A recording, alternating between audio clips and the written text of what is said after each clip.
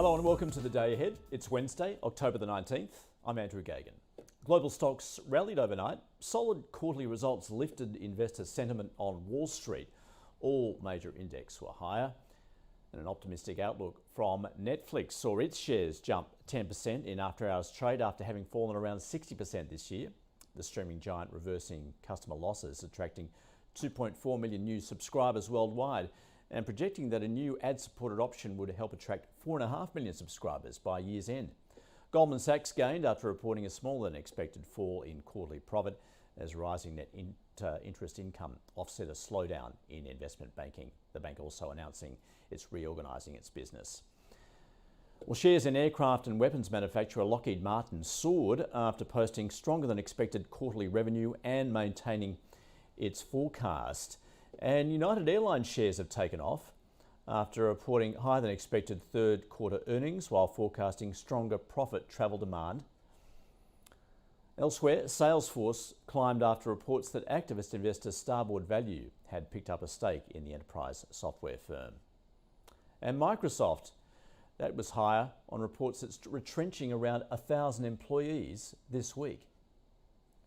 Well, despite the better than expected results, analysts now expect quarterly earnings growth for the S&P 500 companies of 2.8% from a year ago, compared with the more than 11% increase expected in July.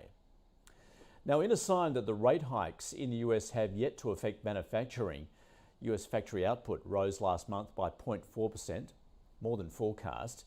Output was up 4.7% from a year earlier. But one sector where the Fed's aggressive rate hikes are hitting hard is housing, with market sentiment among home builders down for the 10th month in a row in October as rising mortgage rates and an ongoing shortage of building materials price buyers out of the market. Or interest rates on the most popular type of US home loan are nearing 7%. That's the highest since 2006, while sales of new and existing homes have tumbled by around 25% since January. And ratings agency Fitch has slashed its growth forecast for the US, warning that the Fed's hikes and inflation will drive the economy into recession. US GDP is now forecast to grow by 0.5% next year, down from 1.5% in its June forecast. And the unemployment rate is expected to rise from 3.5% to 5.2% by 2024. US Treasury yields, they were lower as the turmoil in UK credit markets stabilises, and the 10-year is at 4%, the 2-year at 4.43%. Major currencies were mixed against the US dollar, the Aussie falling from around 63.4 and currently around 63 cents. Well, ASX futures are down 0.4%, pointing to a negative open for the local share market. And in the commodities space, global oil prices have fallen after expectations of weakening demand as the US government looks to release more oil from its strategic petroleum reserve.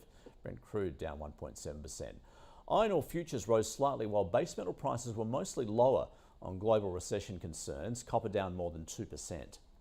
And the gold futures price fell 0.5%. And Bitcoin continues to trade in a tight range, just below $19,500 US.